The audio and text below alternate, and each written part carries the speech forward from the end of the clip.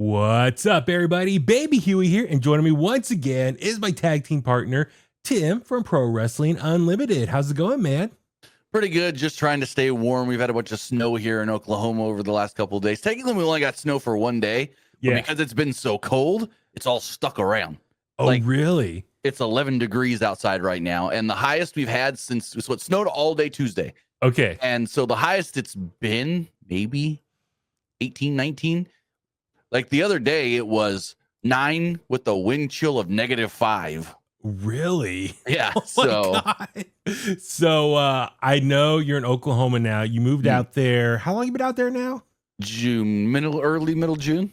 Okay, so coming from California, do you miss the California weather right now? I mean, yes and no, because where I grew up in California near Yosemite National Park, we got snow. Right. That's right. Yeah, with all that. So the snow's not a big deal. It is a lot colder here, but that doesn't bother me either. It's the one thing I miss is the time difference. The 2-hour time difference is I didn't realize was going to be such a difference, but it is. That's right. So for all the Kliqsters out there, please subscribe to Tim's YouTube channel, Pro Wrestling Unlimited. You do post-show recaps. How many days a week now? Are you doing 3? At least 3. SmackDown, Dynamite, and Raw. That's right. Okay, so if you're watching Raw, let's just say 5 o'clock on a Monday, or 5 o'clock for me on the West Coast, so that'll be what, 7 o'clock for you on Netflix, and then it's about 2.5 hours they've been doing, so be about 9:30 your time, and then you go do like an hour and a half review. Yeah. So you're not getting done with your 9 until about 11 o'clock, right? Ish, if at the earliest 11 o'clock. Okay. Weeks. Oh man. So yeah, no, I that's one thing I do love about working on the West Coast, being from the Bay Area. That's why they say West Coast, best coast. Absolutely. So that's why I do love as far as everything now, as far as going streaming, like, Raw's on Netflix now, AEW on Max now. So like having one-stop destination to stream everything, picking up the East Coast feed right away. Just because even like up until a couple years ago, like to catch the East Coast feed, I have to log into my cable provider and then go to that specific app or that channel's website, or having to find like a certain, like when I had Xfinity back in the day, go to the Go channel to get the East Coast feed. And it's like all these steps just to get the East Coast feed. And don't get me wrong, like I want to watch it live because I want to be on Twitter reacting and being part of the conversation because everyone else is watching live. I don't want to wait to the West Coast time later that night. So yes, I love everything one-stop shopping on Netflix or Max, and just can watch it live. Easy one-stop shopping for all that stuff. So I mean, I will say a lot of the TV networks have been good about logging on their website or the app, and you will get both the West and East Coast feed. So they have been good about that for at least 4 or 5 years now. Yeah, I was gonna say TBS and TNT, both of them. So does USA. Yeah, you go to their website, sign in with your cable provider, and they offer like East Coast or West Coast feed. So I'm like, okay, that makes it easy. Too, when SmackDown was on there, you can get the East Coast. Well, it was weird because it was the East Coast, but then like I would get San Francisco channels. Yes, or for a while there when SmackDown was on Fox, it would be well, they had their own Fox website, and I can log in and get the East Coast feed, but then they shut down that website, if I remember correctly. I forgot what's the exact website. It was like Fox something, but they shut down that website, and I had to go to Fox Sports to log in. You just go Fox Sports and click watch, and then boom. Yeah, exactly. So anyway, it's just for me, I'm trying to figure out what's the easiest route to go, and it's like, multiple steps. You have to like find that particular website, log in with your cable provider, all these little extra steps. But yeah, I like it. Just keep it simple. That's why I love being on Netflix. For WWE weekly programming, I do have a video up on my channel that shows you how to get no extra cost the international Netflix. Oh, really? You can watch Raw, SmackDown, and NXT all through Netflix, and all the international WWE content that's currently on Netflix. I need that for NXT because, listen, kudos to them. I get it. It's all about TV deals here in America. I mean, I like how, the rest of the world, they got it easy. Netflix for one-stop shopping for Raw, SmackDown, NXT. Yeah. However, here in America, we got the big TV deals, or WWE is all about getting those TV deals. So as we know, Raw's on Netflix, SmackDown's on USA Network, and then NXT's on the CW. However, I go to the CW's website, there's no option to watch live. Nope. And so I have to wait until the West Coast time, and because I have YouTube TV now for my cable provider, so I have to wait until to get the West Coast, or when it starts 8 o'clock my time. But the show's already been done for an hour at that point, so I'm behind. So yes, I'm with you. I would love to get the East Coast feed somehow. So you said that is that video on your YouTube channel? Yeah. So basically, if you just search international Netflix on our YouTube channel, okay, I don't remember exactly what I named. Gotcha. Okay, but it's up there. Yeah. Okay. I thank you for the heads up on that. Get international Netflix at no extra cost. Wow. Okay. I will definitely watch that. Because then I'm just gonna say it's a VPN, but it's a free VPN instead of being like all these websites are like, use our promo code to get NordVPN or Shark Surfshark. Nope, it's a free one. All you gotta do is it works on your mobile device and your browser. Okay. I haven't tried it on a TV like with a Fire Stick yet, though. Gotcha. Okay. I know it works on your computer and I know it works on your phone. Gotcha. Well, I will definitely look into that. So no, thank you for the heads up on that. It makes my life easier to watch NXT. So CW does that for everything. They don't let you watch anything on the app. Like they started doing NASCAR broadcasting this year. Yeah. And you can't go watch it through the app. You got to go to the CW network. And then not everybody gets a CW because not every city has a CW affiliate. So like Luke, who does my Raw podcast with me, he's I think near St. Louis. They don't even have a CW. Oh, really? Yeah. So not even everywhere doesn't even have CW. So he just says can't watch NXT on his TV. He's got to go find it either through doing the international Netflix or getting one of the illegal streams. Oh my God. So he just doesn't watch NXT. Oh my God. Which it's on fire right now. I'm enjoying it. NXT, what they've been doing. They had a great show, Vengeance Day, this past weekend. And here they are. They're on their road to Stand and Deliver, which is happening WrestleMania weekend. So, yes. So this episode of In The Kliq, we're going to focus on just all the major stories and headlines from WWE television over the last few weeks, because the Royal Rumble was a few weekends ago. We've had the fallout from that. And then here we are. We're on the road to WrestleMania. So now we're starting to build up stuff towards WrestleMania season. But at the same time, you got a little pit stop. You got Elimination Chamber coming up next weekend. So this episode, like I said, we're going to talk about a lot of the major stuff that's been going on, just give our thoughts about all that stuff. Also, I do want to shout out if you are watching right now. So we're recording on Thursday night. This will be released Friday morning. If you're watching this, first off, thank you. Hit that subscribe button if you haven't done so yet. Leave a comment, give us a thumbs up, share it. But also, once you're done, go back to the previous video. Check out my new interview with AEW wrestler Adam Cole, baby. Very fun talking with him. We chatted about almost 30 minutes. I asked pretty much every question I could think of about his career, his time in AEW, some stuff from NXT. He was tremendous to talk to. Thank you, Adam Cole, for just being so nice, being an awesome interview, answered all my questions. And I got him on because AEW is coming back to the Bay Area. That's where I'm at here in Northern California. They're going to be at the Oakland Arena for AEW Collision on Saturday, March 1st. Get your tickets over at AEWTix.com, also Ticketmaster.com. And just a little tease, I might be having 2 interviews next week. It's still pending. I might be talking to Tony Khan. I'll just throw it out there. Yeah. And then I got my boy, Powerhouse Hobbs. You know, he's a Bay Area native and one of my good friends from the wrestling industry. We're going to get him in studio. So that'll be coming out as well. So looking forward to talking to Powerhouse Hobbs. Always love just chatting with him. I was actually hanging with him a few weeks ago at the Big Time Wrestling Show, one of our great promotions here in the Bay Area. So yeah, get your tickets for AEW Collision at the Oakland Arena. Let's just pack the place out, because show that the Bay Area does represent, or can represent, how awesome our wrestling community is here, and show up for that.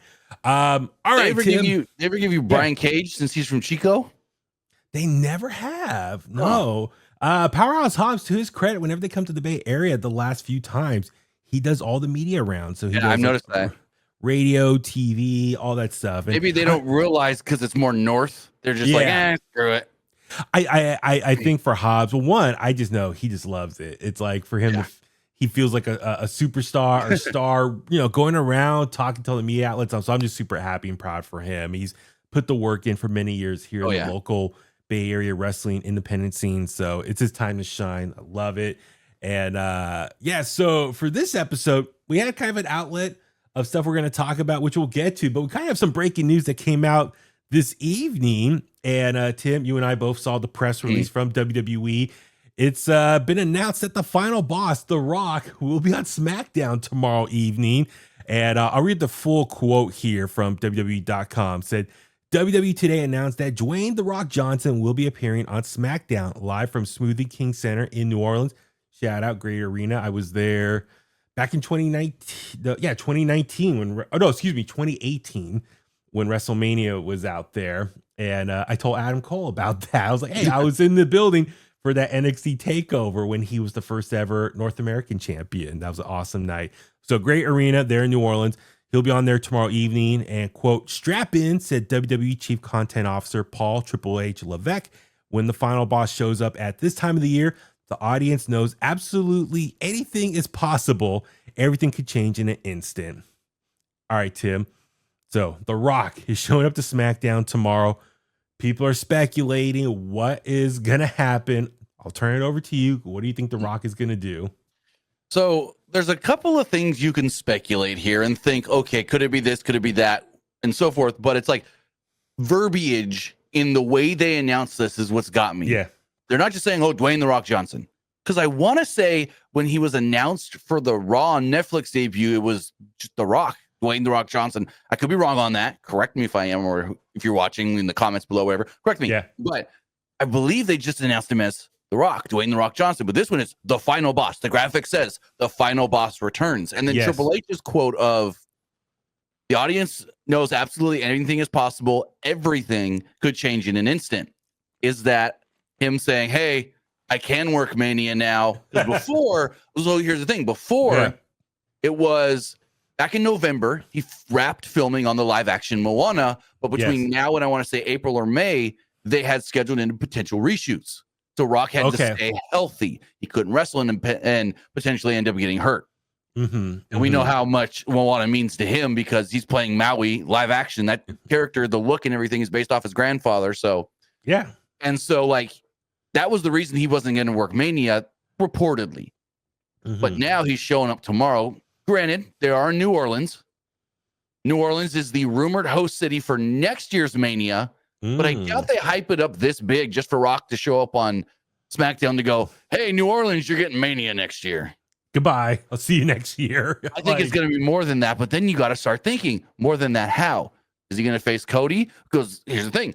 They already said Cody gets the Chamber winner. So are they really going to pivot from that? Then what does the Chamber winner get? Is it going to be Roman?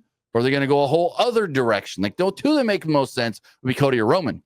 Cody it almost feels like you can't do that now because where you're at with what you need for, like, what does the Chamber winner now get? You know, Braun Breaker in the U.S. title or the Intercontinental title. Well, okay. Yes, I'm with you. All that stuff. This is a big deal. It's the final boss. So he's back into his hopefully heel role because let's be real. The last time we saw the final boss or The Rock or Cody. At the Raw on Netflix debut back in January. Yeah, he was kind of more babyface mode, but he was more just being like an ambassador on behalf of WWE and just like welcoming everyone who's tuning into them for the first time, maybe on Netflix and maybe haven't watched WWE in a while. I was like, yeah, it's me, The Rock from back in the day. Thank you for tuning in. He was kind of more a spokesperson that night. So that's why he was more like babyface role presentation that night. But yeah, he more or less endorsed Cody Rhodes that night, put him over, and then had tequila shots with him backstage and acknowledged Roman after he beat Solo. Yes, it was a lot of longtime fans who've been watching, but like, wait a sec, I thought we were getting final boss and he's being like a good guy here. So I think he was more Dwayne The Rock Johnson, TKO board member / all right, I'm going to speak. There might be a lot of new faces tuning in right now on Netflix. Let me kind of welcome everyone, use my star power for that, and hopefully keep people tuning in. So maybe this is back course correcting, back to final boss heel role, and then maybe set up something for WrestleMania. We shall see. I'm excited. I obviously will be tuning in, see what happens. I'm sure that'll probably kick off the show. And towards the end of this episode, we're going to talk about the Elimination Chamber and what's been going on. We can speculate maybe with The Rock's involvement. That's what I was going to ask. Yeah, we can wait for that then, because I was going to ask you about that just now, because they're not having trouble, but I believe underselling the amount of tickets that they need to sell for that baseball stadium. It's only like it's a stadium. and I think they're only setting it for 30,000, I believe it was. I thought that's what I heard the other day. If that's the case, then they're fine then, because they're at 20. Last I saw yesterday, they were at 27,000. Okay, If they're only setting it up for 30, then never mind, they're fine. Okay, yeah, I thought the place is bigger than what they're putting out there. Well, it's where they did Mania. It's the same building they did Mania 18, the Rogers Center, which is now, or the Sky Dome, which is now the Rogers Center in Toronto. And is that where the Blue Jays play? Yes. Okay. So, but yeah, I believe they're not setting up seats for the whole place. I think it's like 30,000. So, but nonetheless, it'd be interesting. I'll just throw it out there right now. I hope The Rock just beats up Logan Paul and takes his spot in the chamber. Oh Lord, that'd be hilarious. But we'll get into that more in a little bit. So, all right, back to our regularly scheduled program, but what we had planned. So last time I recorded just a regular episode. I think it was our Royal Rumble predictions video at the time. So apologies for kind of lack of episodes. I do a lot of apologies on this podcast, but it was just busy. Last week I did a couple interviews for the radio station I work at, some music interviews, other podcasts I was doing. It's a lot going on, man. I've been working from home more in the new year, and I think I've been doing more content creation from home. So, but with that being said, let's just touch on the Royal Rumble. We're not going to go do a full-blown recap, analogy, analyzing the whole thing. Like it's 3 weeks ago now at this point. But Tim, just kind of quick takeaways from this year's Royal Rumble, the presentation, you just thought how it played out. So overall, I thought it was a good show. I enjoyed it. We had the two Rumbles. We had the Cody Rhodes, Kevin Owens ladder match. We had the DIY Motor City Machine Guns 2 out of 3 falls match that didn't need to be 2 out of 3 falls. That's my one gripe of the show. Like that match, A, didn't need to be 2 out of 3 falls, and B, it almost kind of under-delivered what I was expecting. I'm sitting here going, oh my God, DIY versus Motor City Machine Guns on a pay-per-view? Yes. And then it was just a SmackDown match that was a little longer than a normal SmackDown match. Other than that, I thought the show was great. Women's Rumble was really fun. Men's Rumble was fantastic. Cody Rhodes and Kevin Owens beat the heck out of each other, killed each other. Yeah. That literally built into what we're getting now at Elimination Chamber with Kevin and Sami, because Kevin's like, oh, Sami, why'd you come down there and not even help me? So we'll touch on that in a second. But yeah, I'm with you. First off, I'm happy for DIY and Motor City Machine Guns wrestling on a PLE, because for a while there, I don't think many tag teams have been featured on PLEs under the Triple H regime. So I'm glad they had that opportunity. I think for both of them, both teams, that was probably the biggest show they've ever wrestled in front of our crowd size. Was DIY in the multi-team tag ladder match at Mania last year? That's right. You're right. That's right. You're right. DIY was there. But for Motor City, they've done Tokyo Dome before. Yeah, comparable would be Tokyo Dome. Yeah, exactly. So just happy for both of them. I will admit, and that just shows that on the SmackDown side, the tag team division is a little more active. They got some more storylines going. They got more tag teams involved right now between DIY, Motor City Machine Guns. You got Street Profits who came back that night, who interfered, and Michael Cole was trying to explain, well, hey, they wanted to get their revenge on DIY, so that's why they interfered, took out Motor City Machine Guns first, and then DIY. They want to go after those titles themselves, get them off them directly. You got Pretty Deadly, you got Legado del Fantasma. They're doing their thing. So you got a lot more tag teams involved, crossing paths with each other, and they're building up some different storylines there. So I do appreciate that. You're right. Cody's, it's Kevin Owens match of the night. I love it. We'll touch on that specifically in the fallout, because both of them are now going 2 different directions. Women's Royal Rumble, I enjoyed it. I like how much they used the NXT women's division, because that is stacked. So a good portion of the entrants this year were from NXT. Love that. That was great. And I love kind of like the old guard versus the new guard face off in the match as well. So that was cool. For the men's division, or the men's Royal Rumble, from a star power standpoint, that was the most stacked Royal Rumble in a long time. Star power, future Hall of Famers. I was going into this, I'm like, this might be up there, because Royal Rumble 1992 to this day is still voted as like the best Royal Rumble ever, partly because of the situation, the stipulation. It was for the actual WWF championship, and Ric Flair won from the 3rd spot. So it was not for a number 1 contender or be the number 1 contender for the title. You actually won the title that night. Ric Flair won it. Amazing promo afterwards. But also, it was just stacked with so many of the legends and Hall of Famers that us fans to this day cite as like the all-time greats that we quote from, where they're merged. And so just the star power there was just amazing. So this one, it's up there going in there with as far as Roman, CM Punk, Seth, Drew, the list goes on and on. I just thought it was like two halves there. You had the first half, a lot of the workers on the WWE roster were putting out their Penta, Chad Gable, a lot of those guys just working their ass off. Then the second half was like more of the like main eventers. Like that final six was like star power right there. And I was a little shocked that they didn't have more like NXT. They didn't have any NXT wrestlers. I don't think on that one. Like Trick Williams didn't show up. There's some people I thought was going to show up and they didn't. So nonetheless, I love the finish as far as CM Punk eliminating Seth and Roman, and then Logan Paul eliminating him. And then the three of them were brawling on the outside. Seth took out Roman with multiple curb stomps. And we could talk more about that later, where that could lead as far as maybe a Mania match there. I know there was a little beef there. Drew McIntyre got upset at LA Knight for getting his stuff in and kind of ruined his elimination from Damian Priest because they were trying to get that done before Logan Paul came out. Led to the following week a match with LA Knight and Drew, the triple threat that they had with Jimmy Uso. They had a little scuffle in the ring. Do you know the whole story on exactly why Drew was so mad about it? Like it was because of what timing was supposed to happen. Well, because so basically he was supposed to almost eliminate Jey Uso, and then Priest was going to come up from behind, dump him out, and so his thing can be like, "Look, Jey won, but I almost had him eliminated if you didn't throw me out." That was what the storyline was supposed to be. He almost eliminated the eventual winner, but then it just ended up LA Knight bumped into them, and then Damian just kind of shoved him out and over. Well, it was a cluster F at that point because I get what they're trying to do. It was supposed to be Damian Priest eliminating Drew McIntyre, and the rumor is that's going to be the WrestleMania match between the two of them. So I get it. You're setting up that story beat right there. But and they were supposed to get that done before Logan Paul came out to the ring.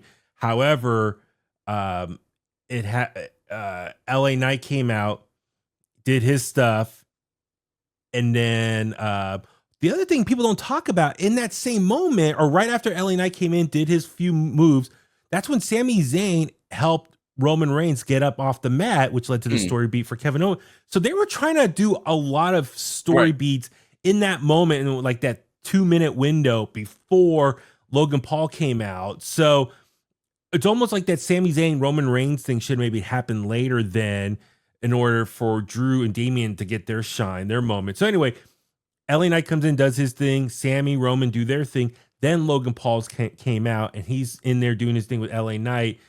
And that's when Drew and Damian Priest were finally going to have their moment to set up their story beat.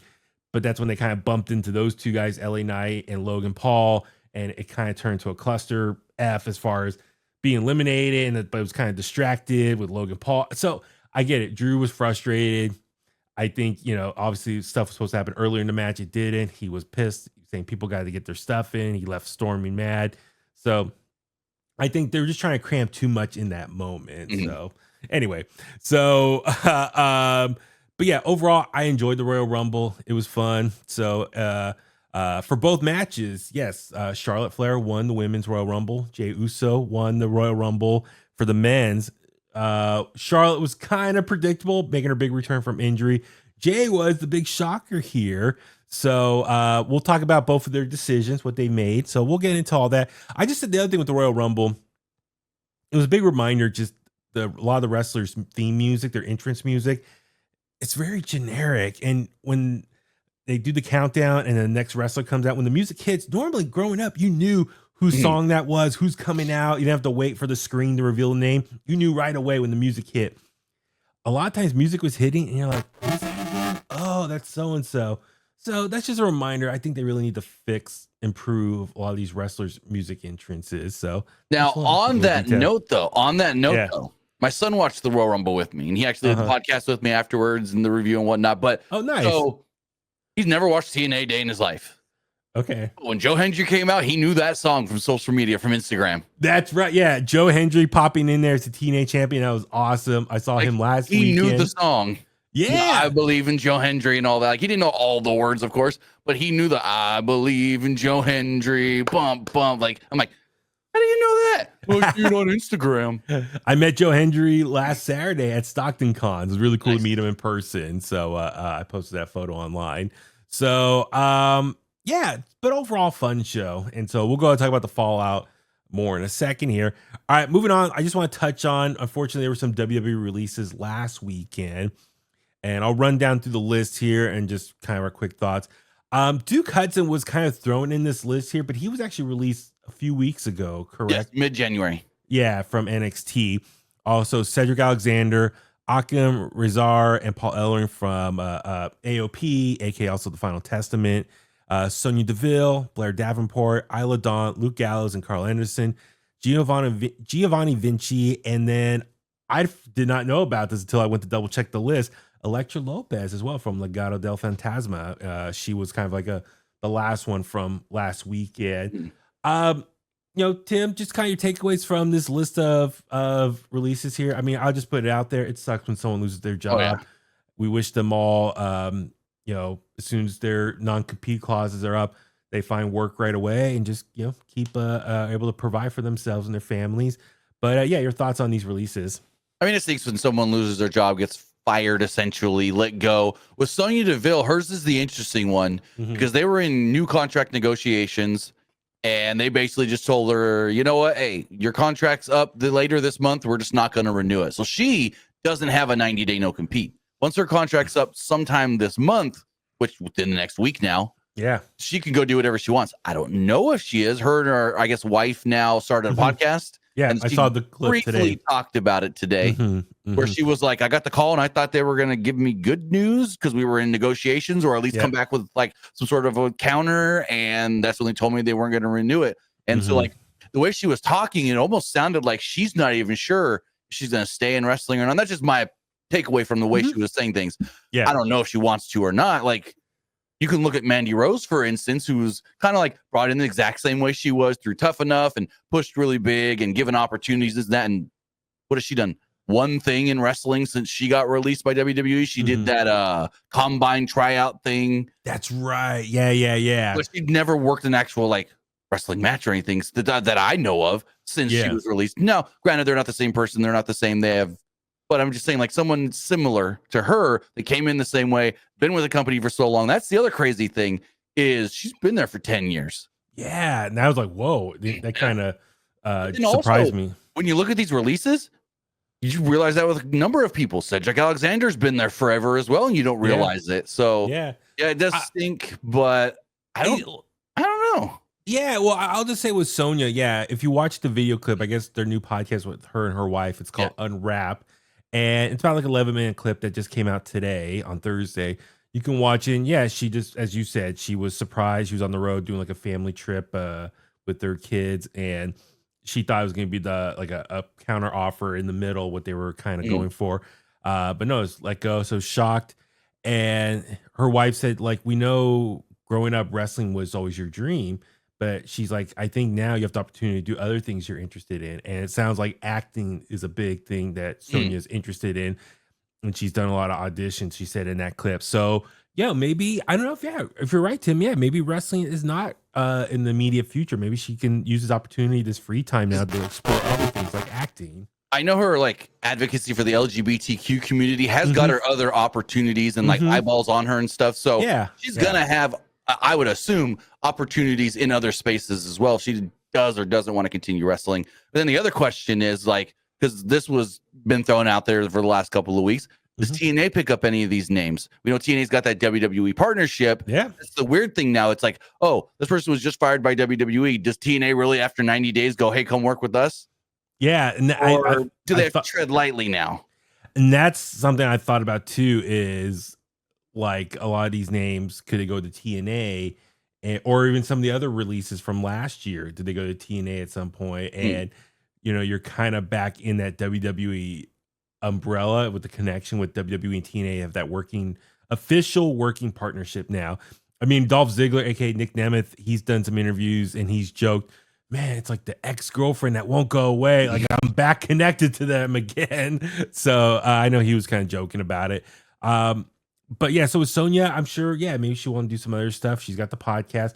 Like as you mentioned, Mandy Rose, like they're best friends. Mandy and her husband, I think they have like real estate that they invested in. He was a former football player, also wrestler. He's got money. They got a podcast they do together. So she's her websites, her content websites that people I think subscribe to. So making bank through those. You know, exactly. Jordynne Grace closed her OnlyFans and now she was making millions. And to go to WWE, she had to stop doing the OnlyFans. Granted, her stuff was never like nude per se. Yeah. But like she was making bank. And to go to WWE, they didn't want her to have it apparently. Well, I'm sure for her, she's like, okay, take this decrease money or a little bit of a pay cut or excuse me, loss of revenue, focus on WWE because in like LA Knight, I think LA Knight said this too, like he was making good money back in the day with TNA and also NWA, like whatever. He was making good in the indies. He took a pay cut to go sign with NXT, but he knew he's betting on himself that does his time at NXT, eventually he'll get called up to the main roster, make that main roster money, and that'll lead to a big contract on the biggest platform with the biggest company in the world. So you take a little bit of a pay cut or a revenue loss, but you know, pay your dues, and then maybe you'll get a big payday eventually once again. And not only that, it's you go to WWE and now you're being seen by more people. So like LA Knight's doing these Slim Jim commercials. Yeah. Oh yeah. Who knows what kind of things they can get for Jordynne Grace? Put her in one of those C4 Energy commercials, and you know, because all those are all workout stuff. Who's better? Who do you got better for the women in WWE to put in a workout commercial? Yeah, or just other sponsorship opportunities or other movie roles, TV roles outside of WWE as well. Just your name value gets increased with that. So yeah, it's like you shut down one thing, take a little bit of the hit, but and hopefully within the next year you can get a big boost once again. So make that little sacrifice up front. So let's see. Yeah, Duke Hudson. I know he released a video. He looks like he's going to try to keep wrestling. Yeah, 3 videos that are kind of weird. Him talking to himself. Yeah, about exactly. The release, but like tongue in cheek, like not saying WWE, but like I don't know. It's weird. They're well done though. Cedric Alexander. A lot of people are speculating. Hopefully he'll go to AEW and then reunite with the Hurt Syndicate and get the full original 4 members of the Hurt Business in WWE, but get in AEW. So we'll see what there. Do you think Tony's still got some ill will against his wife though? In the way she left AEW. Big Swole. Yes, I don't know. I think even if they do an MVP, if MVP really wants him for the Hurt Syndicate, he'll get him in there. If I talk to Tony next week, I could maybe just ask him that flat out. Be like, hey, Lord. Man, and see what kind of answer he gives me. But yeah, AOP, that's kind of a bummer because I feel like they were hired, but they never really wrestled. They were with the Final Testament, Karrion Kross, Scarlett, and they never really did anything. So apparently with them, they hired them and just had them train at the PC for like 4 months before they did anything with them.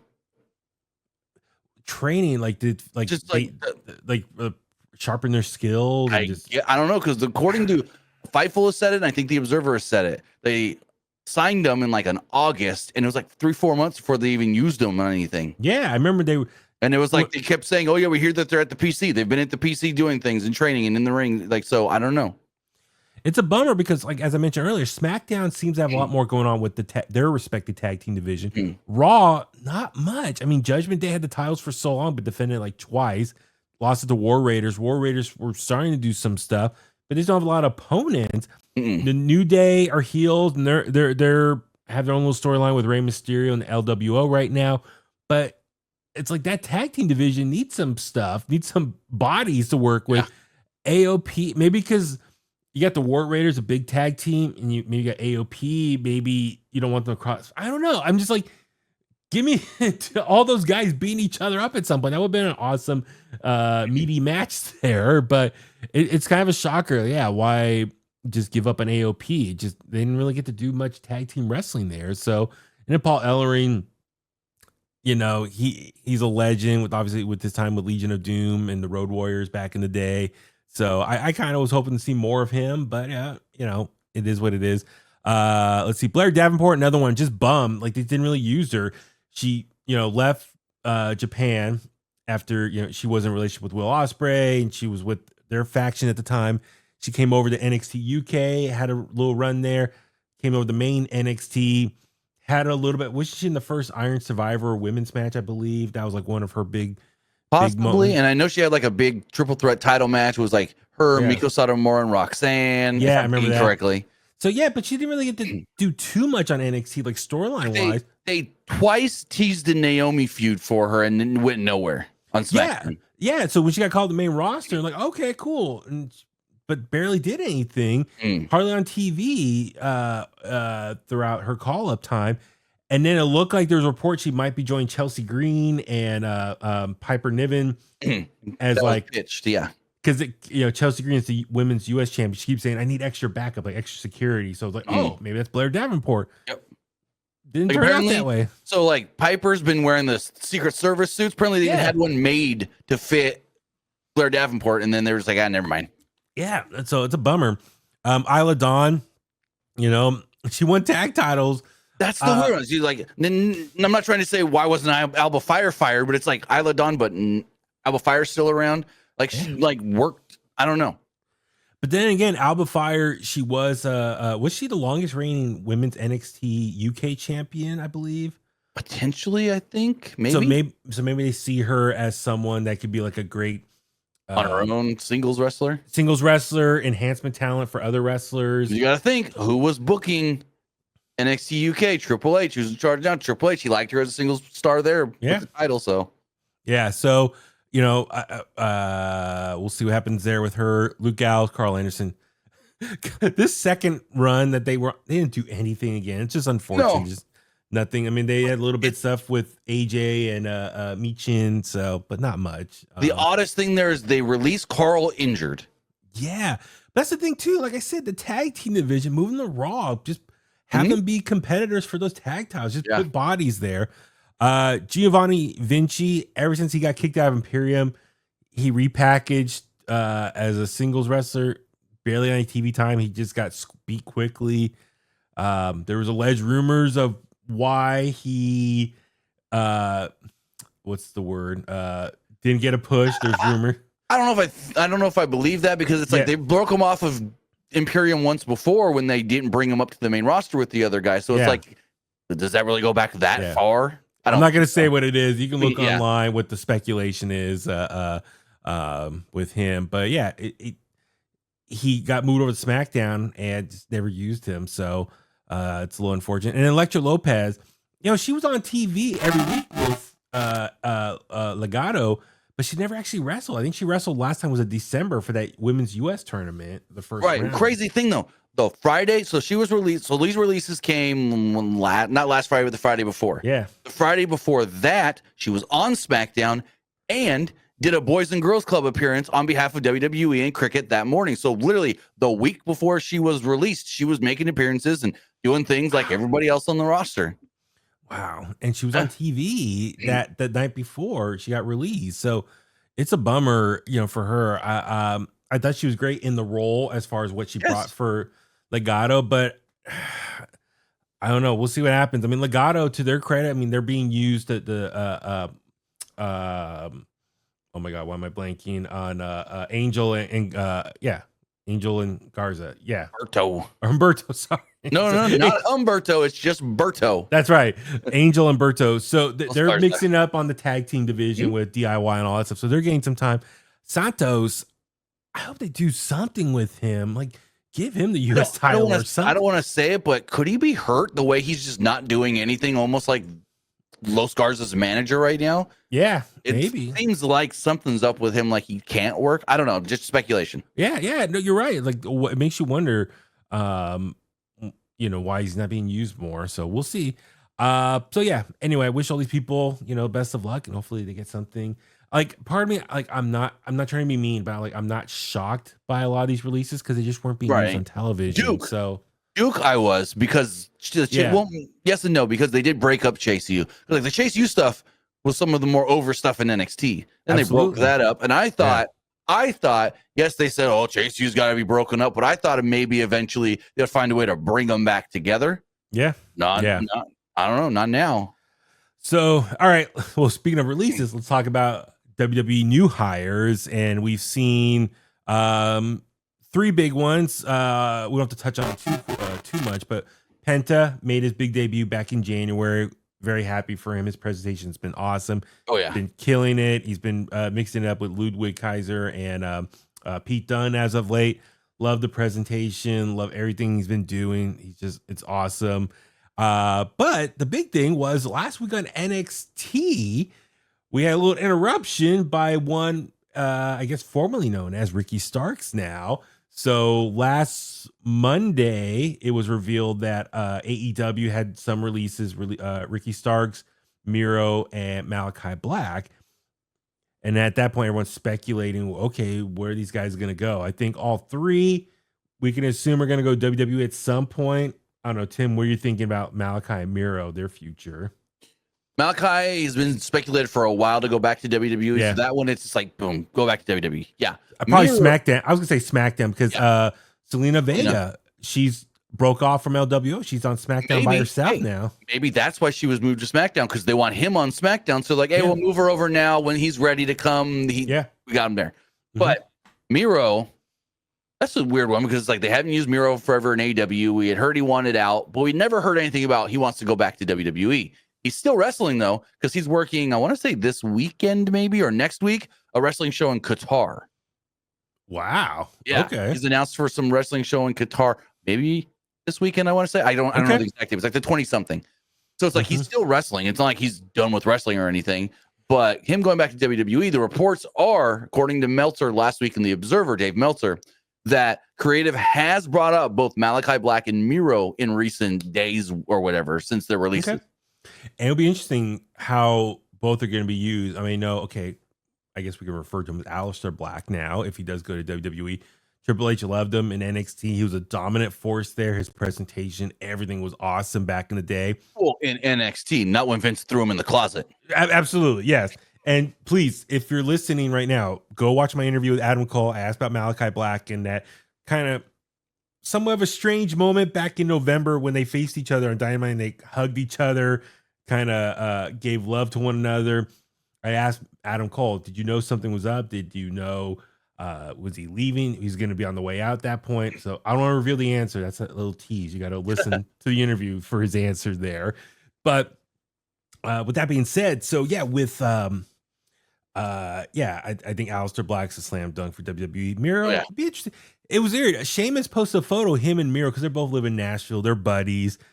They're hanging out. And then CJ Perry left a comment like, I miss you guys. I was like, whoa, I thought Miro and CJ Perry are divorced. So I don't know. It was just. Is she coming back too? Yeah, interesting observation. So I don't know. So maybe we get Rusev Day back at some point. Because the thing, it's like you can, if they're willing to do it, you could throw her back with Miro. But then also, I don't know if you want to rehash an AEW storyline, but she also managed Andrade. That's true. Yeah, we shall see. And Andrade, unfortunately, is not doing much right now. With what's going on with him. So I know him and Miz kind of going back and forth on TV. So we'll see how that goes. So let's see. Ricky Starks, Jordynne Grace. Let's touch on those real quick. Ricky Saints. So yes, Ricky Starks appeared on NXT last week. They never said his name. And then this week on NXT, he comes out again to sign his official contract. Vengeance Day, they had a video package saying on Tuesday he's going to sign his contract. Mm-hmm. Comes out to the ring with Ava. But he's walking around, he gets interrupted by Wes Lee. And he's like, you're new here. You're new here. I'll show you around or whatever, kind of talking smack to him. And you see all the Ricky Starks throughout the night is walking around and just seeing people getting beat up. And so it's just funny. He's like, what is going on here? What did I get myself into? At least he wasn't in the parking lot. Yeah. Ethan Page confronted him as well. They have some history, obviously, in AEW. I think that was cool. So anyway, he comes to the ring, signs a contract. Camera goes down to the piece of paper and you see it says Ricky Saint. So that's his new name in WWE.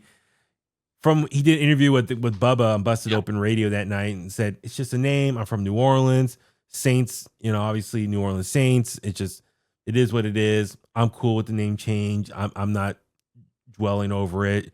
People are going to get used to it. So I don't know. What do you think of his new name, Ricky Saints now? So I like the name Ricky Starks. I really think that's a great name. And I believe I don't know. could be. I think it's his real name, so it's like it's not trademarked anywhere. But I think it's gonna be just like Gunther, for instance. Everyone was mad when they changed it from Walter to Gunther. No one cares now. Yeah, you're right. People get used to it. Yeah, and who knows? Maybe because people are like, wait a sec, Ethan Page got to keep his name.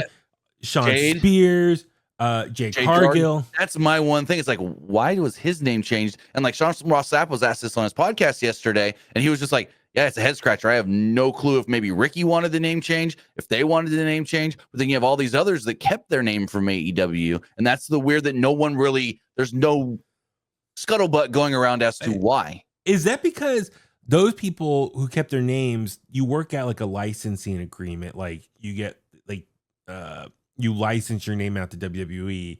Yeah. Maybe he didn't want to license his name. We're just speculating here. I don't know. Because like we see many wrestlers, AJ Styles signed it over, so WWE can use it, whatever. Nakamura signed his name over. So as long as he's under contract, they can use it, whatever. Yeah. But it's just like Ricky Starks to Ricky Saints. It's not that big of a change. It's not like they changed his name to like Alejandro Gardoza or something like that. Yeah, it's some completely different name, spelling, everything. Close enough, and it's got significance to him because he's from New Orleans. But I guess Lexus King is the other one who had from AEW. Right. Lexus King. I'm just trying to think, but yeah, you're right. The majority, but it's just really interesting seeing how he's being presented as a star right away. And kudos to WWE. It's smart strategy. You get these people from AEW, make them a big deal. Ethan Page brought in. He won the title, NXT title within 40 days. Jade Cargill. It's smart strategy from WWE because when there's a potential free agent coming off the books at AEW that WWE wants, they'll be like, oh man, look at all my former coworkers go to WWE and they look like stars. I want to sign there. Yeah. So it just makes it more pleasing. If you're a star over in AEW and your contract's coming up, you're like, you know what? Maybe I want to leave here and go to the competition, go to the other side. No, and Penta didn't change his name either. That's another one, Penta. Yeah. Now, the thing with Ricky that we don't know either, there's another interesting thing here. And I know we're going to talk about Jordynne Grace in a second. So she's on a main roster deal working NXT. Interesting. We don't know if Ricky is or not because the word going around is everything from now to Mania set up on the main roster. They don't need to introduce anybody else that's not going to, do anything. So why not throw her to NXT? She's already got a name there from the stuff she did while she was in TNA, and she kind of fits there. So she's under technically a main roster deal, which I believe maybe after Mania she comes up. Ricky, we don't know. And they're like even harder than her. They're really pushing Ricky as you're here on NXT. You want to win a title on NXT. So it's like, is he under an NXT deal? Because they're pushing so hard of him being part of NXT, not just here in WWE. Well, I can see Jordynne Grace. So yeah, at the end of Vengeance Day last weekend, after Julia retained the women's title, Stephanie Vakir came out and she won the North American title earlier that night from Val and Henley. And they both are friends. They're both standing there celebrating, holding their respective titles up. Stephanie looks over, stares at Julia's title. So a little foreshadowing. Maybe we're going to get champion versus champion at some point. Jordynne Grace interrupts, comes out to the ring, stares both of them down. So it looks like Jordynne Grace kind of is going to be instantly in the main event scene. All three tagged up this past Tuesday on NXT, taking out Fallon Henley's faction, taking them out on NXT this week. Fatal Influence, I believe. I was like trying to remember the name. Yeah. So with that being said, you're right. Jordynne Grace, I imagine, it could be like maybe a short-term run. And then after Stand Deliver gets called up not too soon after. She was in the Royal Rumble as well. I thought that was cool. Her and Naomi had a moment hugging it out because Naomi, before she rejoined WWE, was in TNA and was a TNA Knockouts champion. So it's cool kind of establishing that friendship again on TV. So yeah, with Jordynne, excited what she can do if it's a short-term run at NXT. The women's division is stacked. There's so many amazing, talented women there right now. Yeah. So yeah, I'm curious to see how Jordynne's going to be used in this immediate future. But yeah, Ricky Saints, him going to NXT, I'm actually excited for because let's be real, that main event scene in NXT for the men's title, it's a little thin right now. Like Trick Williams was trying to work with, he had like limited people to work with other than Ethan Page and the rugby player. Oh my God, why am I blanking? Rich Holland, yes, with Chase U and all that stuff. So kind of slim pickings for competitors. I know Eddie Thorpe stepped up in that time, and Trick Williams, Eddie Thorpe had their strap match at Vengeance Day. So with Ricky Saints, he has the name recognition or his old name recognition, but he's a main event caliber performer that you can insert into the main event scene. So it looks like him and Wesley are going to have a little program. Ethan Page confronted him, but I wonder if they're going to kind of treat Ricky Saints how they treat Ethan Page when he came to NXT and give him that big push right off the bat. So we'll see. I'm excited for this. I don't see a Ricky Saints beating Obafemi. Oh, that's right. Yeah. So shout out Obafemi, who retained at Vengeance Day, beating 2 main roster people technically. But then he got beat down by that new Retribution style group. I know. Okay, God, I know. We're talking. This is the most NXT I've talked about in a while, but NXT does a lot of good stuff. So yes, Obafemi beats Grayson Waller and Austin Theory, which I guess because they had nothing for them because they got switched over to Raw. They have nothing going on, so it looks like they're just killing time on NXT. They've been teasing them breaking up for a total year now. It's been a year. Exactly. A year.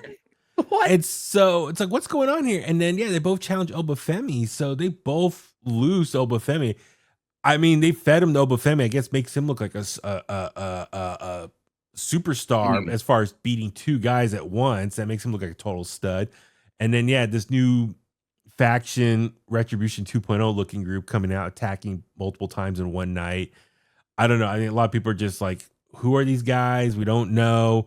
One of them has been on TV a little bit. One of them, I don't know which one. The guy with the glasses. Yeah. Well, no, Dion Lennox. That one we know of, but no. Yeah. One of the other ones, I don't know which one. One of them is Fit Finley's son, David Finley's brother.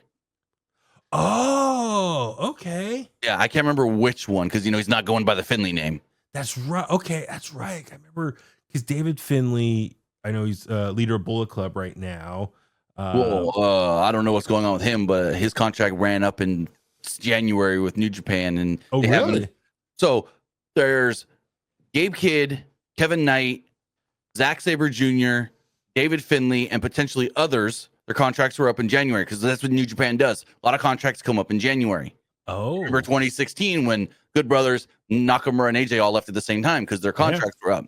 Mm-hmm. Well, according to Fightful, they kind of lagged on signing new deals, so most of them may not have signed a new deal yet. Yet, out of all the names that we know, David Finley's the only one that's announced for future dates. But here's my thing. Zack Sabre Jr., they say he's working without a contract right now. They just took the title off of him. They just took the title off him. He just lost to Goto last week or earlier this week. That's right. Okay. Well, I don't know if he's maybe looking to leave. I don't know. Okay. Well, So, we'll see how this new heel faction plays out, what their motive is, all that stuff. But with Ricky Saints, he's got Ethan Page, Wesley. I think those are 2 stars he can work with right away. And he can push them into that main event scene. And maybe him and Obafemi at some point. Stand Delivered's got, I think, a lot more exciting with these star powers now. So I'm really looking forward to the Stand Deliver WrestleMania weekend. So, all right. All the new hires there. All right, let's jump into what's going on in WWE real quick. I know we're running a little bit long, but it's worth it. So much to catch up on. All right, Jey Uso won the Royal Rumble this year, the Men's Royal Rumble.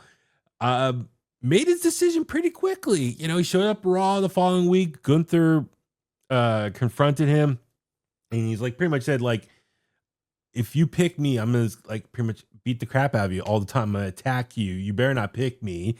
And then he goes over to SmackDown, talks to Cody for a minute, comes back to Raw again. He's doing an extra long yeeting session with the crowd. Gunther comes out and attacks him. And Jey ultimately said, I'm going to choose you for the World Heavyweight title. So 2 things I want to start off with you, Tim. Just your thoughts on Jey winning the Royal Rumble. That was a big shocker. Some people were upset. Some people loved it. And then, his thoughts on picking Gunther so quickly, barely 2 weeks since he won the Royal Rumble. So him picking Gunther this quickly, it makes sense. So that way we're not still wondering about Elimination Chamber. Exactly. That's my whole thing. It's now we know, okay, it does and doesn't make Chamber more predictable, even though everyone was thinking Cena anyways, but it helps with that. So now hey, why not have Cody sitting out there or even on commentary for the Chamber match? Because it's to figure out who's going to face him at Mania. Regardless, though, as far as Jey winning, didn't see that at all. Didn't see that happening at all. When it came down to the final three, and it was Jey Uso, John Cena, and Logan Paul, I go, oh, they're really going to go Cena now, not Chamber. And then Cena, who didn't want to take that bump to the outside. I know. Just whooped to the floor. Listen, I respect John Cena. I love him. Big fan. I know this is a retirement tour. His retirement last year. He's in the middle of filming the Matchbox movie. He couldn't get hurt. So he fell to the floor and tweaked something. It's the literally insurance. It was like when Ronda made her debut at the Rumble. They flew her in from filming a movie, and she had to fly right back off to finish the movie right after or whatever. My thing is, I was going with John Cena, though. It's like watching him wrestle. He's like he's like over the top acting as like, hey, look at me. Oh, over the top emotions and expressions. Like, oh. And it's just, to me, it's he like, does in every movie too. But it's like, listen, I know you're kind of coming towards the end of your career, but it's kind of like a little comical, like how over the top his expressions and his body language in the ring now. And I get it. He's probably just trying to have fun, and he's trying to work maybe like even a more of a safer style in that sense. But to me, it's just it's a little bit of an eye roll. It's like, okay, come on, I get it. Like, be a little more intense. Sure enough, after he got eliminated, he immediately did the press conferences and got many questions, and he kind of went serious there and said, "What's best for business is me going after to break the record for most title wins, going for number 17," and he immediately declared for the Elimination Chamber, and pretty much said like, "Listen, I've earned it. I'm John Cena," and so hopefully that's a sign he's going to be more serious from here on out. That's my one takeaway. Speaking of 17, do you consider the TNA World Title a world title? I think because Joe Hendry, I know, defend the title against Cena. He goes, "Hey, what better way than Cena maybe going for this title?" And he teased it again tonight on TNA in his song, where he said, he said something about breathe. No, I knew what it was, but he said like can't see me. He put a tongue-in-cheek John Cena reference in his song that he did tonight. Okay, well, I give Joe Hendry credit. He is smart. When there's something he wants, he puts it out there and let's see if people react to it. And because I watched most of his interview with Ariel Helwani from last weekend after the Royal Rumble, or a couple weekends ago now, but he he said he sees something he wants, he puts it out in the universe and then see if people respond and can set it up. So he said I purposely said I want to face John Cena. Hopefully we can make it happen. Maybe he can do one match in TNA at some point. I mean, that'd be awesome for TNA. Slammiversary, Bound for Glory, their two biggest shows. Absolutely, or some for stare down. And Cena said at this point he'll just go where people tell him to go. So I'm guessing if WWE officials say, "Hey, go here for fun," maybe he'll do it. So I think it'll be awesome, and it'd be great for Joe Hendry for him as well. So one other thing about Jey Uso really fast, when he made the decision on Raw this past week and said, "Gunther, I pick you," the one thing that came to my mind, do you remember the Undertaker Jeff Hardy ladder match? Yes, God. Do you remember Raw? Yes. Like 20 do you remember Jeff Hardy after the match when Undertaker was leaving the ring? Didn't he grab the microphone and he was like laying there beat up? That's the only thing I was thinking of when Jay's sitting there and he's like, "I shouldn't do this, but you haven't beat me down yet." Just like Jeff going, "You haven't killed me, Undertaker." That's right. I will say this, Jey Uso winning, it was a surprise to me because I thought maybe it was going to be CM Punk or Seth Rollins. He's their new Daniel Bryan. Who? Jey. Oh, absolutely. Think about it. The got over so big, they couldn't ignore it. They pushed him at Mania. You getting over so big, they can't ignore it. Exactly. That's what I'm getting at is I think for them, they realize he is so over with the WWE universe. This is lightning in a bottle. You need to capitalize on it. Because look at, you're right. Previous examples, Daniel Bryan, the Yes Movement. He was so over.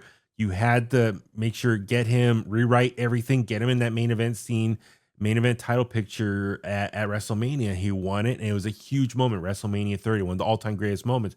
You know who tries to take credit for the Bryan Danielson thing, right? Is Batista or Randy Orton? Because Punk, when he was told, "Hey, you're gonna work Triple H at Mania," he goes, "You shouldn't be working me. You should be working Bryan because he's the hottest thing we got right now, and you should put him." So Punk has said over the years. That's right. I was the one that told them for months they should be pushing Bryan. Gotcha. That's right. Another thing too, it's like another example is Kofi Mania. Kofi Kingston just happened to be in Elimination Chamber after Ali got injured, and he was in the match, and then he, had this story just organically developed with Vince McMahon at the time, and Kofi Mania was born, and he ultimately won, beating Daniel Bryan at WrestleMania in New York, WrestleMania 35. That was a big moment, lightning in a bottle. Someone super over put the title on him. Jey Uso right now, you see how over he is right now, especially over the last year when he's been really doing this singles run he's been on. And I really think when he won the Intercontinental Championship, last year, the crowd reaction on that episode of Raw was huge. And I know he was only champion for not even a month before he lost it back to Braun Breaker. But you look at that crowd reaction, I'm sure WWE officials were like, we have something here. Look, he just won the IC title and people are responding. Imagine if he won a world title with WWE, how even bigger that will be. WWE is all about creating moments that people will live on forever, talk about, video packages, all that stuff. So I'm sure they're like, we have something here. The crowd responding with the yeets and the hands going up and down.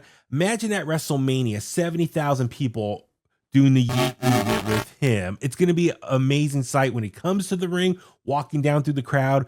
And then I'm just throwing it out there, my early prediction. I think he's going to be Gunther, dethroning him. 70,000 people celebrating with him. It's going to be an amazing visual that they will use for video packages for WrestleManias moving forward for years to come.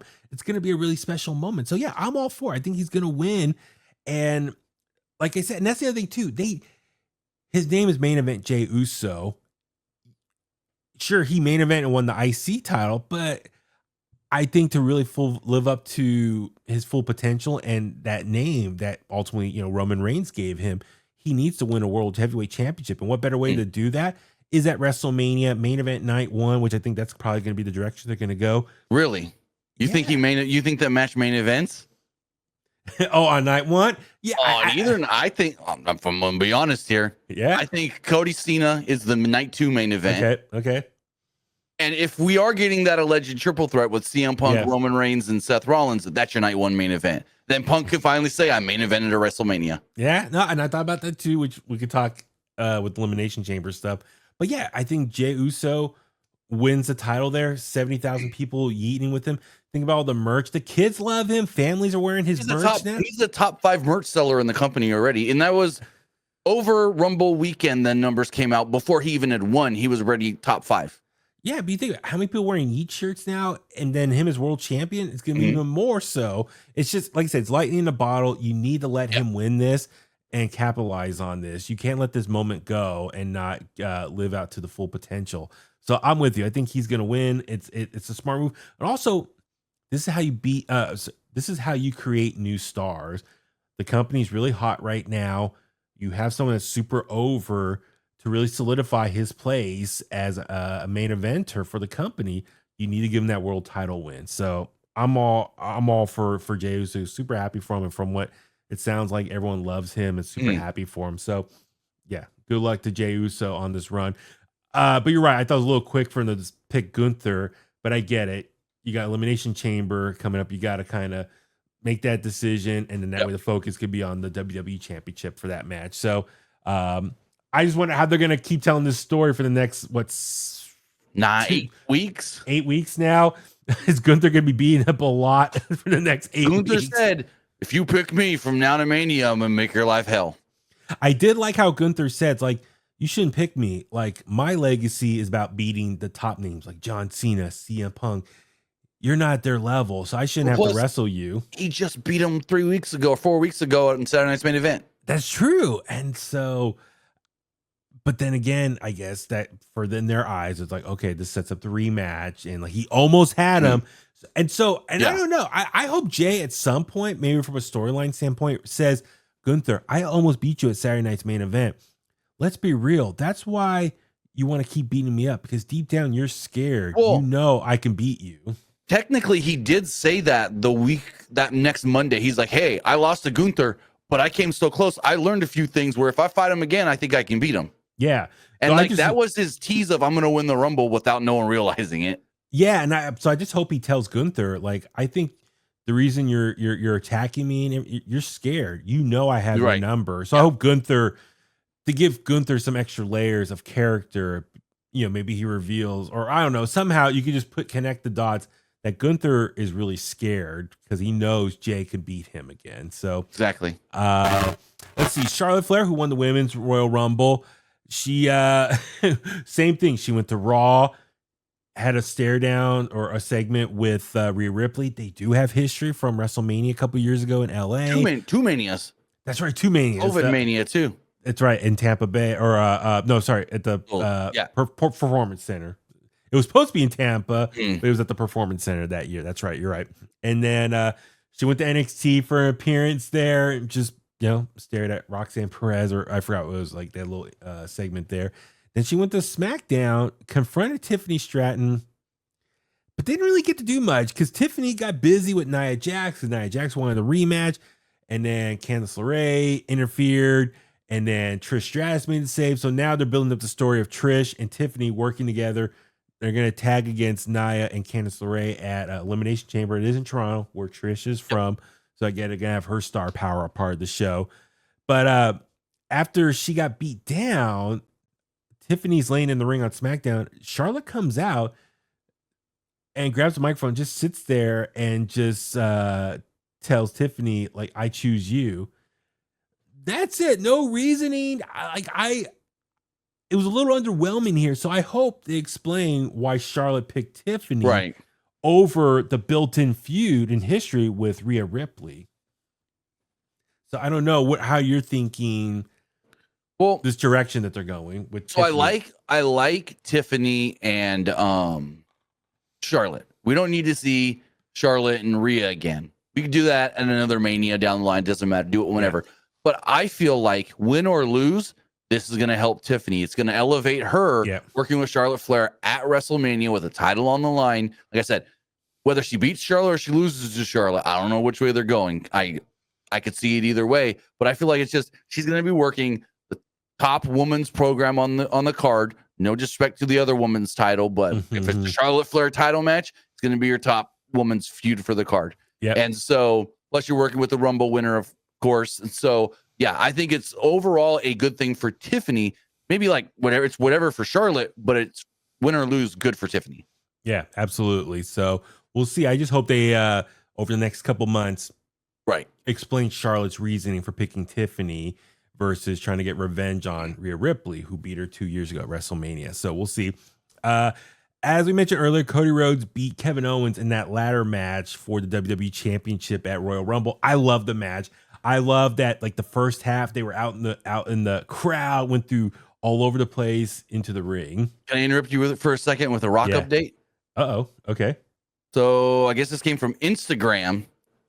The Rock is kind of giving a little update for tomorrow. He says, quote, "The final boss is coming to handle business. Deliver a big, beautiful gift to the city of New Orleans and F up a certain someone's life with the final boss gospel." So my prediction of him announcing Rumble in New Orleans, I think, is true. Because he said giving a gift to New Orleans. Then he says, F up a certain someone's life, the final boss gospel. What is that? Is that Cody? Is that Roman? Is that Solo? I don't know. Someone in the family? So I think it's two things. But I think maybe, overall, I'm 99% sure now they're announcing Mania in New Orleans tomorrow. Okay. Which, I'm excited for. My coworker Chasta, one of my best friends. She has a place in New Orleans. So I know where I can stay. So that's like it's like with AEW going to Dallas for All In. My best friend lives in Dallas. Oh, perfect. Okay, awesome. So, okay, but I love the ladder match. They were brawling all over the place in the crowd, and then it went into the ring, and it was just it was a different type of match. Compared to other ladder matches where it's more like the big high flying spots. This one was like they were using the ladders to beat each other up like as a weapon. And then I love that finish with Cody using the Alabama Slam on Kevin Owens onto the ladder and then went into the ring to get the championships. And then he came back out, stood on the table looking down and talking crap back to Kevin Owens. And that did feel a little weird to me, but I took it as it's Cody being a strong baby face. True. Like, you tried to in my career with the package pile driver, like you really did a lot of damage on me. But at the end of the day, I'm standing tall over you. Mhm. Sami Zayn, we saw ran out there and was trying to, take care of his friends. Like, what's going on? So looks like that's the end of the rivalry there for now, the feud. Then we see on Raw, Sami Zayn was wrestling CM Punk. That's right, for the qualifier for Elimination Chamber. He lost to CM Punk, and Kevin Owens came out and attacked him. Kevin Owens is all beat up because he was bloody from Royal Rumble. He's got like a busted eye still, bruised eye. Beats up Sami Zayn, hits the package pile driver. Then Kevin Owens cut a promo video from his car on SmackDown saying, Kevin, you're supposed to help me there, but you didn't. You just ran out there, but you didn't do anything. You didn't help me win the title. So I'm pissed off. So he's pissed at not winning the title or getting help from Sami. Still pissed, for helping Roman Reigns in the Royal Rumble match. And so, which is the same. Basically, he said to Sami, I don't care if I'm dying. Don't check on me. Stop that guy from winning. Yeah, exactly. And on Raw this week, Sami was pissed, or he had the video as well, and says, he's upset, his neck's hurting, but he's going to come back get Kevin. And then on Raw this week, he confronted Adam Pearce and wanted a match with him. And he's like, Adam's like, I can't give you this match. And then ultimately, he's like, if it's going to happen, it's going to be an unsanctioned match. So it's an unsanctioned. Oh, Kevin Owens in his video says, let's do it where we're Toronto, from Canada in Toronto. So a lot of people are kind of upset that this match is unsanctioned match is taking place in Toronto, Elimination Chamber, and not WrestleMania. What are your thinking on that? I mean, I thought they were going to stretch it to WrestleMania. I think Sami, Kevin, we've already seen them have a match at WrestleMania before, a singles match. I mean, that's the match that introduced Logan Paul to WWE. Yep. But no, doing it at Elimination Chamber is fine. I mean, it's in Canada, so you got that thing there, but I don't know. Is this leading to Randy Orton's return and then we get Kevin and Randy at WrestleMania? That's what I was thinking. It's like, okay, either it's an unsanctioned match here, they beat each other up, and then they have a rematch at WrestleMania, and they get another match on the big level, on the big stage, or they have the match here at Elimination Chamber, and then, yes, that's where Randy Orton makes his big return, gets revenge on Kevin Owens as well for the package pile driver he gave him. And that's the WrestleMania match for Kevin Owens versus Randy Orton. And then you figure out what Sami Zayn does next. Here's my question to you about Randy taking the pile driver. He's been gone for how long? At least 4 months now? 3 months? At least Cody was back in what, 2 weeks? Sami back in what, 2 weeks? Yeah. So is Randy just the old guy? I know. He heals slower now? Kayfabe, he's had so much damage from the bloodline beat down 2 years ago. His neck is not as strong as once. Right. No, you're right. I'm with you. It's a little interesting or weird just how long he's been out for. But and I'm surprised Randy Orton didn't return to the Royal Rumble. Just you would think about as far as the star power, get his name in there as well. I did see a report. I wish I knew who it was from now. It may have been Meltzer, but I don't know 100%. Okay. That he is got time off to deal with a personal matter. I don't know exactly anything further than that, but yeah. Okay. Well, hope everything's okay in his world there in regards to that. But yeah, so Kevin Owens, Sami Zayn. Actually, I just remember I talked to Sami Zayn back in December, and I did ask him about Kevin Owens at the time. I should reshare that answer on social media, so please follow us at In The Kliq. I'll find that clip and put it out there. So Sami Zayn, I would say because of me putting it in his head, he's been anticipating Kevin coming after him at some point. That was a couple months ago. So you're welcome, Sami, for giving a heads up, even though you didn't see him come out from behind you and attack you. So, but yeah, I'm excited for the match, even though we've seen it so many times over the years. But this time feels a little different. It's a little different situation. Here you go. I got an idea. He beats down Sami Zayn so bad at Elimination Chamber that he's like, oh, I'm done with Sami. Well, then certain masked wrestler appears and we get the WWE debut of El Generico. That would be pretty funny. I'm with you. That would be pretty funny to see. So then you put them in a ladder war and Sue takes the package pile driver on that ladder again, like back at ROH. Yeah, and I'm kind of curious if Kevin's going to bust out some of his old moves from his ROH days on Sami in this match. So we'll see that. I'm sure their creativity, they're going to go all out Oh, yeah. in Canada in a huge stadium for the Canadian crowd. So let's see there. What else? So Cody, the direction he seems to be going in now after Kevin Owens. We saw Drew McIntyre confront him on SmackDown last week. Then Jacob Fatu came out and confronted him. And Jacob, pretty much his mission now, well, he needs to talk to Solo because Solo's been gone ever since he lost to Roman Reigns on Netflix debut back in January for the Ulafala.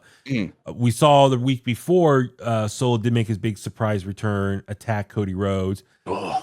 I'm like, oh, please don't give me another match with Cody and Right. Solo. We've seen it so many times. But Jacob, he wants to confront Solo and ask like what's going on because he left him in the dust a while ago. And I'm sure he wants to confront him. He's like, this is family business. I need to figure out. But he's also told Cody that title, I want to get that title back in the family. So it's interesting where Jacob Fatu's direction's going right now. Is he going to fight Cody at some point? Is Solo a more important opportunity, right? Or more important priority for him right now? I've got an idea. What if John Cena beats Cody for the title and Jacob Fatu's the one that takes the title off of John Cena? You want to push Jacob Fatu as like the biggest guy you got? Yeah. You have him beat John at SummerSlam or something. And he gives him like have him win the King of the Ring and then beat John Cena at SummerSlam. He does like 20 moonsaults off the top. Oh, Lord. Like we did with Braun Strowman. But yeah, so we saw Solo show up wearing all white, which is interesting, different change up in attire. And then let's see, was there that's right. It was Damian Priest, Braun Strowman, Jacob Fatu, the triple threat main event last week. And now this week on SmackDown, if I remember correctly, it's going to be Cody, Braun, Damian taking on Solo, Jacob, and Tama. Yeah, that was announced today, Thursday. Yeah, for SmackDown tomorrow. So it's going to be interesting to see that dynamic, how Jacob and Solo are going to work with each other. The rumor is the rumored Mania match. Yeah, the rumor is Solo versus Jacob. So for WrestleMania. So I imagine something's going to happen here to start building up towards that. So, which is fine with me. Like, if that's the direction I want to go, give Jacob. I mean, I anticipate that's going to be another loss for Solo. So, I don't know. We'll see how that goes. But yeah, Cody, now his opponent for WrestleMania is still up in the air with the Elimination Chamber. So, with that, the last thing we'll touch on here is the Elimination Chamber, which is next weekend up in Toronto. And all the qualifiers are set now. For the men, you got John Cena, CM Punk, Drew McIntyre, Logan Paul, Damian Priest, and Seth freaking Rollins. For the women, you got Liv Morgan, Bianca Belair, Alexa Bliss, Bayley, Naomi, and Roxanne Perez, which both sets, I like these lineups here. I kind of thought the final 6 for the men's Royal Rumble was going to be what the Chamber was going to be for, but Roman is not wrestling this show, and I'm guessing they didn't want Roman in the Elimination Chamber because they don't want him taking a pin. Don't want him taking a pin. So I get that. And then who else was there? Damian Priest, I guess. Yeah. So that's kind of like putting Damian Priest in there. And Damian Priest is a former world heavyweight champion. I mean, that's the thing. You got Cena, CM Punk, Drew McIntyre, Damian Priest, Seth Rollins. They're all former world champions. Logan Paul, former U.S. champion. So from that star power and accomplishments alone, it is a stacked Elimination Chamber. For the women's, let's see, Liv Morgan, former women's champion, Bianca Belair. Obviously, we know she's a former women's champion, current tag. She got her tag partner, Naomi, in there. Alexa Bliss, who, made her big return at Royal Rumble. So glad to see her back. Really cool outfit. I like her jacket. Says Fiend Forever, but also it's like also spelled out Friends Forever. So shout out to her friendship with Bray Wyatt. Bayley, obviously one of the all-time greats. And Roxanne Perez, who, as we mentioned earlier, she lost the Fatal 4-Way for the NXT Women's title at Vengeance Day. She won her qualifier match against Raquel this past Monday. So she's in this Elimination Chamber. So it is obvious she is getting her main event call up right now as we speak. We're seeing it play out here. So how are you feeling? Both lineups here for both Elimination Chambers. So they're both really great. Like what you said, with the men, they're all former world champions except for Logan Paul. And then you look at the women, they're all former women's champions. world champions technically, except for Roxanne, but she's former NXT Women's Champion. So you got all former big time champions there as well. But as far as the men's chamber does go, you can set up a couple of different things here. You can set up something with CM Punk and Seth Rollins that can maybe eventually lead to a triple threat with Roman, if that's where we're going. You could further set up Damian Priest and Drew McIntyre, have Priest eliminate McIntyre to make him even more mad, because a mad Damian Priest is a great Damian Priest. And then go for it. No, I was just thinking here. So let's talk. CM Punk, Seth, they can do something here that will lead off to their WrestleMania match, and then Roman Reigns for the triple threat match. I can see why they can do this triple threat, because Roman, who probably won't be on TV that much, Seth and CM Punk can carry the weight of building up this match with their promos over the next 2 months. So I can see this can maybe plant the seeds there. You're right, Damian, Drew, if that's the plan for both of them, they could set up something here. Unless Drew LA Knight becomes something after what's been going on with the dirt sheets and all that stuff. Well, even LA Knight in that promo said, "Oh wait, I gotta get my stuff in." Yeah, I love that. The other thing too is we're talking about The Rock. If he's coming to SmackDown, and let's just hypothetically speaking, last minute decides he wants Cody for WrestleMania, and let's say they change it up and it's him versus Cody at WrestleMania. Maybe the backup plan for John Cena, who's kind of like the odd man out here. Maybe the backup plan's him versus Logan Paul. I'm just trying to think. Would this chamber just be for nothing on the line then? Though? Exactly. I don't know. That's the thing. I mean, you're right. It doesn't make sense. So I don't know how you course correct that. So we'll see. We'll see how that is. We'll know in 24 hours from this recording. Exactly. So I'm gonna get this out ASAP early tomorrow. And then let's see, for the women, I'm really curious, and I should maybe save this thought for predictions next week. But Bianca Belair and Naomi, both in there, they're current women's tag team champions. We finally saw on SmackDown last week, Nick Aldis had some anonymous video sent to him showing what happened the night Jey got beat up. And all it was just a cell phone footage of Raquel and Liv walking away, but it didn't show them beating them up. Naomi was like, "See, they did it. I'm innocent." So, question though, you say Bianca, Naomi, women's tag team champion. Are they going to be still the champions? So they're defending the titles against Liv and Raquel on Monday. I think there's a good chance Liv and Raquel can win the titles. Interesting.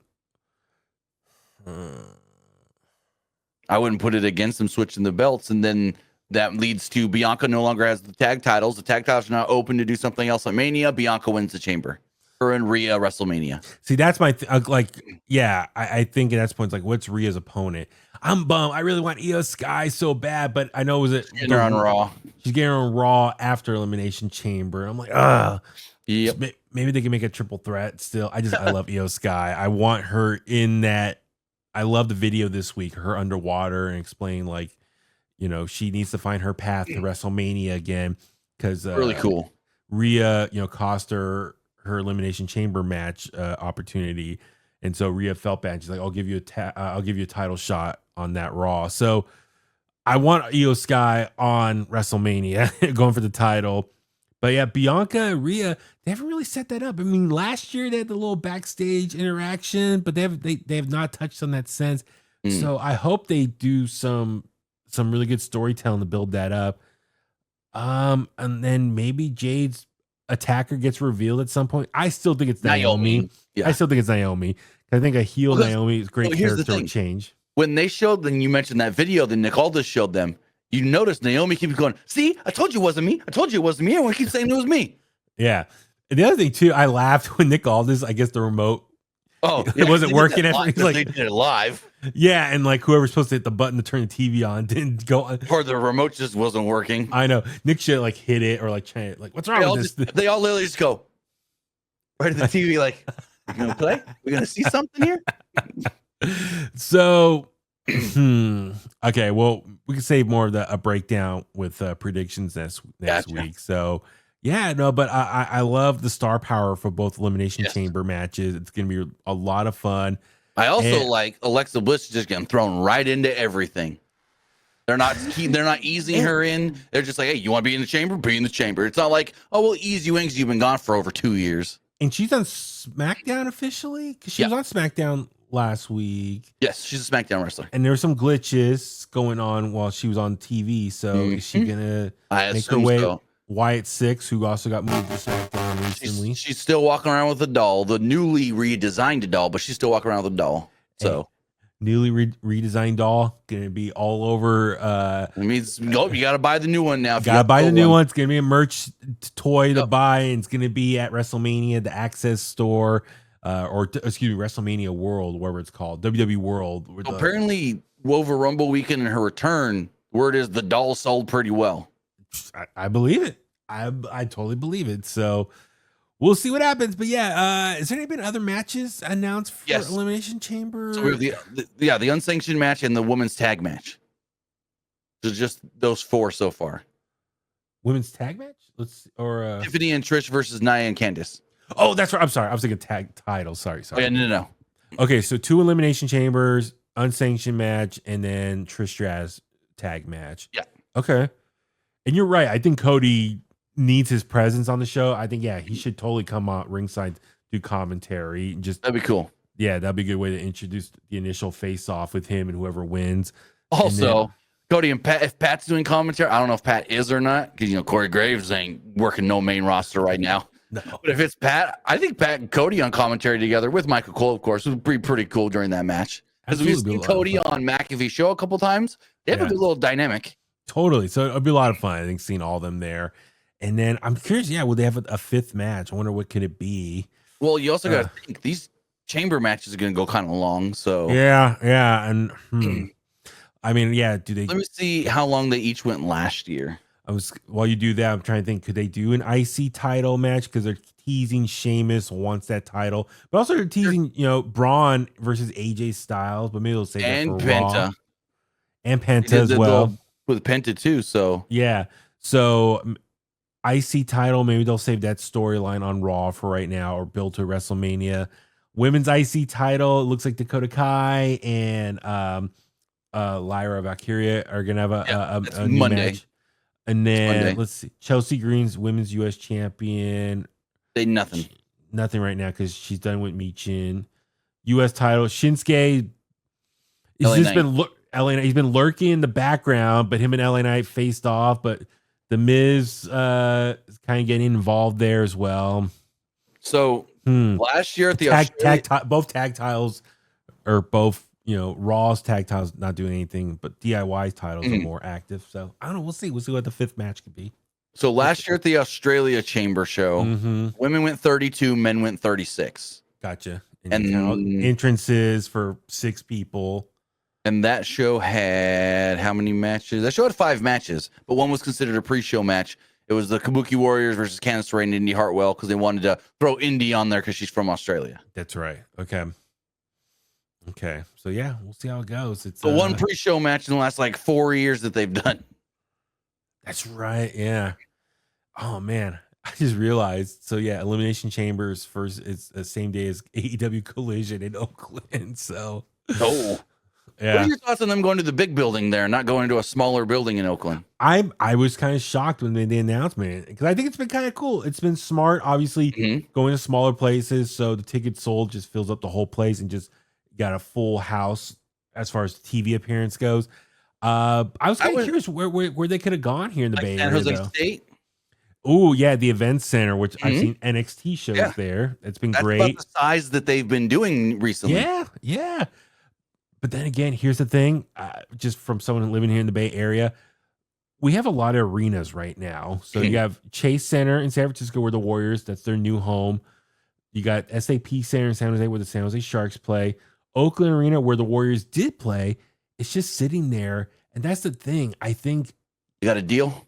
Yeah, they probably got a deal. They probably got it for, if I had to just guess, probably cheap because Oakland Arena is probably begging for events there. Yeah. Because it's almost coming like a Cow Palace 2.0 because poor Cow Palace. I love the Cow Palace, legendary venue, but doesn't get a lot of events there because any arena show goes to one of the other arenas. But here in the Bay Area, we're a large market. So we have all these arenas that people can pick and choose.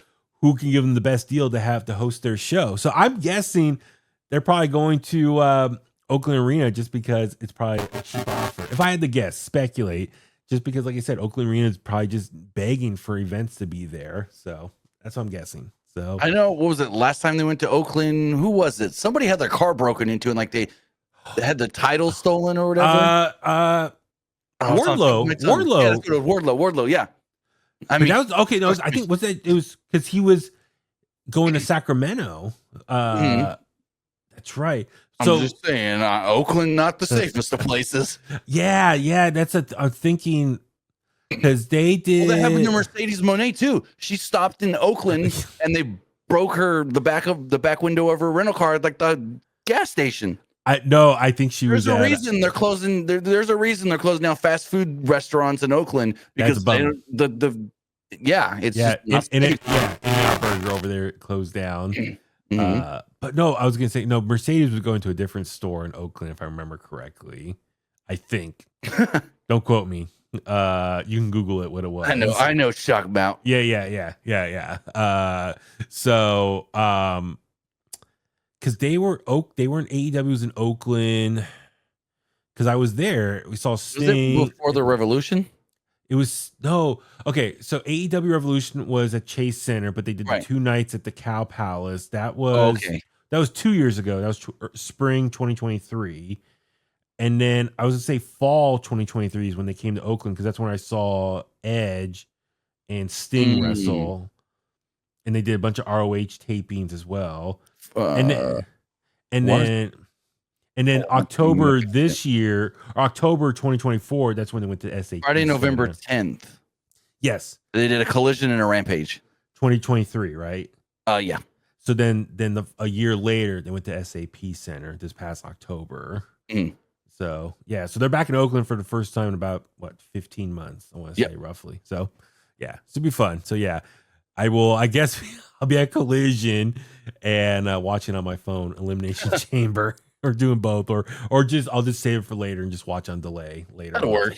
No spoilers, people. So, all right, Tim. Well, we covered a lot of ground here. I'm very proud of how much we talked about here. It's a very action-packed, heavily filled episode of In The Kliq this week. So much we got into. So, on that note, let's start wrapping things up. Please tell the Kliqsters where they can find you online. So you can find most of my work at Pro Wrestling Unlimited, whether that is on YouTube, Instagram, Facebook, Twitter, or now X. I still call it Twitter. What do you say? Do we send an X? Do we send a tweet still? I don't know. We're on Blue Sky. We're on everything. TikTok. So you can find us there. You can find my personal stuff or my gaming stuff over at Timmy Buddy as well. So yeah, follow us there. And we have daily wrestling content 7 days a week for the most part. Most weeks it's 7 days a week. Yeah. No, like I said, you're one of the hardest, if not the hardest working guy in the pro wrestling landscape. So thank you as always for making the time. So yeah, I'm Baby Huey. Follow me on Facebook at Baby Huey Official, Twitter and Instagram at Baby Huey 83 for everything else. At In The Kliq on social media, inthekliq@gmail.com. Please subscribe to us. If you're watching this on YouTube, give this video a thumbs up, leave a comment, share the video. All that stuff helps. And on that note, let's go home. And that's the bottom line because Huey said so.